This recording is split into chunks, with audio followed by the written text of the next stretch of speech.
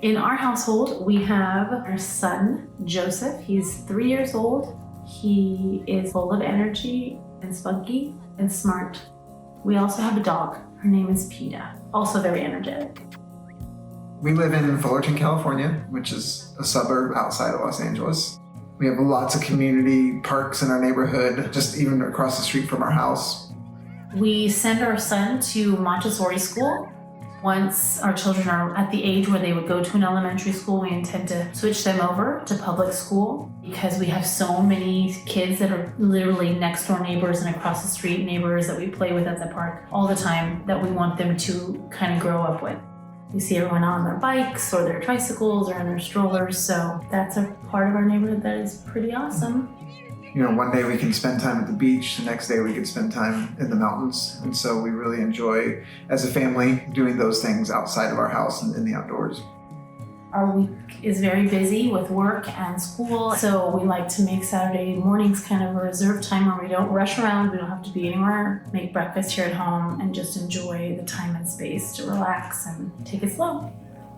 Both of us love cooking. Mm-hmm. Culturally, my family has always been, centered around food. Like, it's just kind of like the family vibe. You're always gathering around food. You're bringing food, you're cooking food, you're eating food. I come from a really large Filipino family, so my family has always been close. My dad, we go to his condominium every Sunday, so it's fun to be able to go there and see my sisters and their kids. We are a multicultural family. Like, I grew up in Indiana in a small town, and my wife grew up in Los Angeles, one of the biggest cities in the country. And now, especially where we live, our children will get the experience of a lot of different cultures here in Southern California.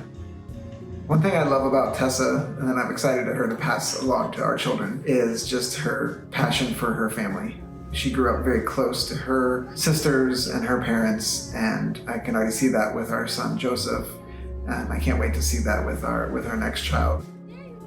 As a parent, Korry is really steady. I know I have grown to depend on him to be the stability for our family, which is a really good balance for someone like me, because I'm not that way naturally, but it's something that I really value, and I really hope that our children walk away with that too.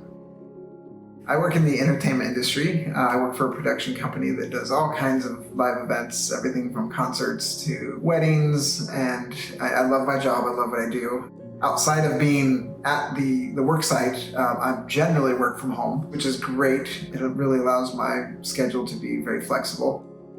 I've been a teacher in an elementary school for 15 years. Most recently, I have moved into a position called an instructional coach. So I help all of the teachers, making sure that their instruction is always kind of rising and changing with the times and changing with students. There's a little more flexibility in my job now than I have had in the past when I had a class of students of my own. We were led to adoption to build our family because we've always dreamt of having a family of 4 or more. It was never assumed that we were going to be able to build our family biologically, since before Joseph we had 2 miscarriages and 3 more after him. We took our last loss as a sign to grow our family in a different way. Another child would make this adventure even better. It would be a completion of our family.